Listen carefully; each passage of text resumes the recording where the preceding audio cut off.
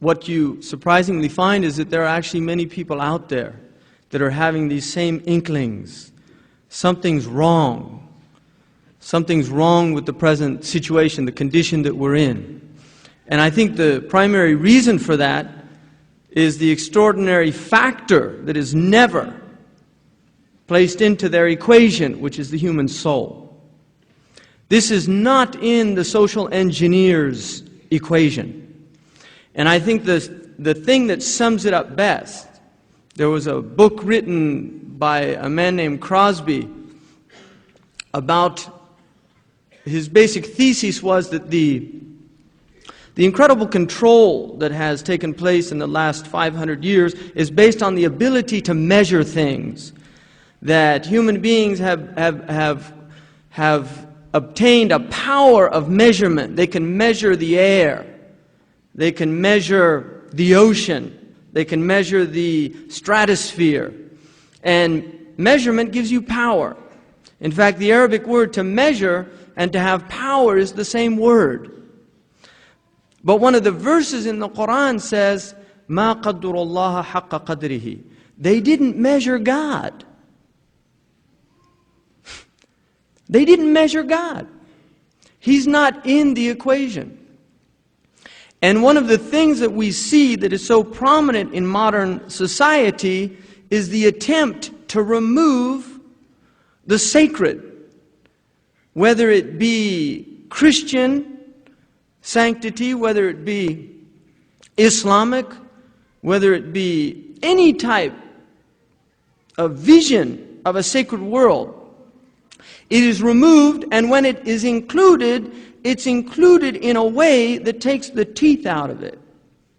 It's included in a way that makes it an object of study, as in anthropology. We can look at the quaint natives, the quaint beliefs that they held. I took a course in the university called Magic, Religion, and Science. And you can see from the order where they were taking you. In other words, we lived in a magical period where people believed that there were gods up on Mount Olympus and they did extraordinary things. And then we moved to the religious period, a little more rationalism, introducing elements that the intellect could share, but still retaining fragments of that previous period, the magical period. So the belief in angels, despite the fact that every culture on this planet has some concept of the angelic realm. Coincidence.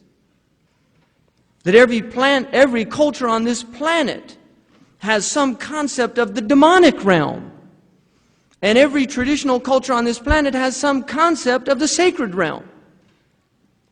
But these are remnants.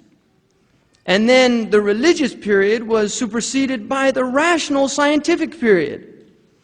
And then the religious person becomes irrational. As if irrationality was not part of the human makeup. Human beings have irrational elements.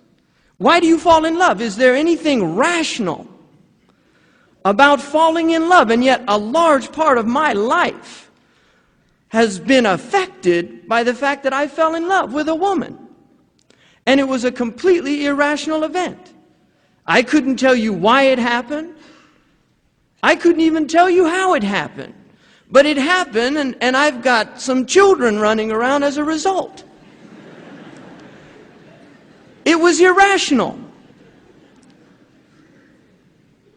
But it was one of the best things that I ever did. So we do irrational things, and we shouldn't be ashamed of those irrational things that we do if there's some type of satisfaction that comes out of it. If there's some meaningful event, if there's some purpose, if it fulfills something necessary to our humanity, to our being, then we cannot say it's irrational. But what becomes irrational is a society that claims to be the most rational society on the planet, and yet it has the most irrational premises at its foundation. The premise that human beings can be controlled. The human being is a loose cannon on this planet. And we have to thank God for that. The human being is unpredictable. The human being will do things because he's told he can't do them, because it's impossible. And sometimes, because he was told he can't do it, he does something extraordinary, or she does something extraordinary that changes the world for the better, and sometimes for the worse, and that's being human as well. The ability to make human mistakes. There are people now who would say, what do we do? We've got this system. What John Taylor Gatto just said, it would seem as he's saying, throw the whole thing out. And we're told there's no turning back the clock. You can't go against progress. There are people that will say that. They'll say, this is human progress. You can't go against progress. And yet, one has to question the intelligence of somebody who recognizes that they've made a wrong turn down the wrong road and it's taking them to the wrong destination, and they see a sign. You see, you're going to a place called Paradise, South Dakota. And you turn on the wrong fork and suddenly it says, Hell, Arizona. You have to question the sanity of that person to not turn his car around and head back to where he made that mistake. Because that's a sign of intelligence, to make a mistake and to rectify the mistake that you've made. And if you can't do that, then you're stupid. And those are the people that are supposed to get the F's. Really, we have to question a society now of lemmings headed for a precipice, and nobody is saying stop. And the people that are saying stop are called radicals, are called extremists. A lot of people don't realize that some of the greatest, most celebrated people in these so-called universities, these higher centers of learning, were radicals in their time. Some of them were killed because of their ideas, burnt at the stake, put under house arrest. And then we can honor them. Like they used to say, the only good Indian is a dead Indian. That's what the Americans used to say. The only good Indian is a dead Indian. Well, now you can have Hollywood films in which Geronimo's the hero. He's the hero. The bad guys are these stupid white guys. We can do that now, but woe unto Geronimo when he was calling his people to rebel against control. A free people. A free people. Look at the Southwestern Indians. I want to take one example, the Anasazi Indians. They lived in a place, there's a place now called Chaco Canyon. Chaco Canyon, nobody knows what it is. But there was a woman, she's an anthropologist, who also happened to be an astronomer. And she was one day examining some glyphs up on a hill, on a rock, a mesa, that overlooked this site of these Native Americans. They weren't called Native Americans when they were living there. They got that title later. This woman was up on this rock, and she was looking at this glyph. It was a circle, and it had a spiral that looked, oddly enough, like what we now know as a galaxy. Galaxies are spirals. You always you see these pictures from the Hubble telescopes of these spirals, and you wonder about order.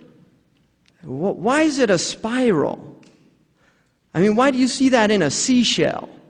That same spiral down here on planet Earth. What is that in nature? The secularist word for the divine. What is it that in nature that likes spirals? In fact, our whole bodies are spirals. It's called a double helix. It's everywhere. So she was looking at this, and suddenly there was a flash of light that went right through this spiral from the rock. And she looked back, and there was a slight sliver in rocks that had been placed there, and she thought, what's today? And she realized it was the equinox. And she realized that she was actually seeing the zenith point. And she said, is this some kind of astronomical glyph? So she began to study it, no longer as an anthropologist, but now as an astronomer, which is, we have to ask, how do these coincidences happen? Anthropologists studying these people saw this flash of light. She happened to be up there at the right time in the right place, and she had the right tools to understand what she had just witnessed. So they began to study this Chaco Canyon as an astronomical site.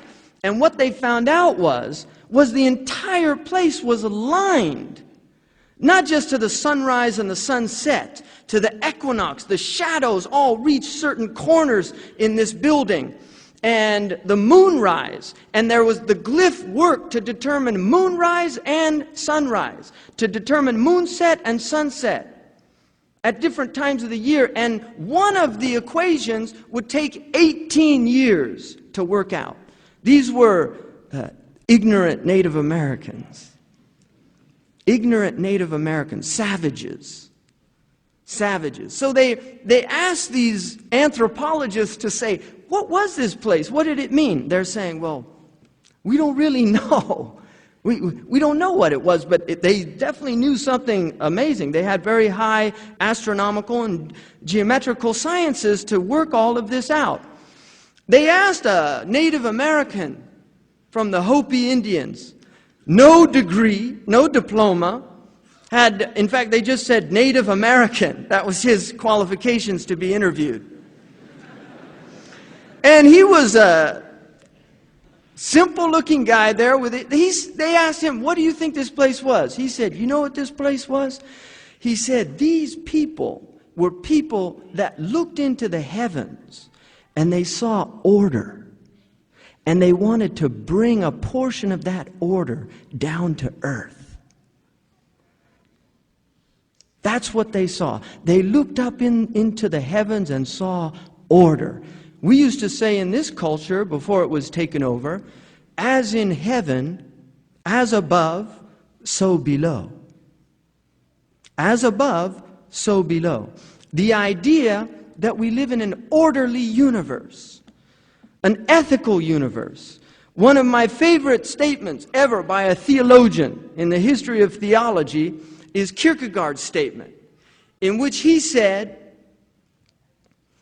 if every human being on earth was let into heaven, and only one man was condemned to hell, and I was that man, then from the depths of the abyss of hell, I would declare the eternal justice of God. That's what these people were looking at. They were looking at a just universe, a universe of purpose, not an eloquent dance to nowhere as a leading anthropologist at Harvard University called Life on Earth. An eloquent dance to nowhere. A meaningless, random event of extraordinarily complex coincidences. Billions of them that happen to come together at the right time in the right moment to make this event. Why is there something as opposed to nothing?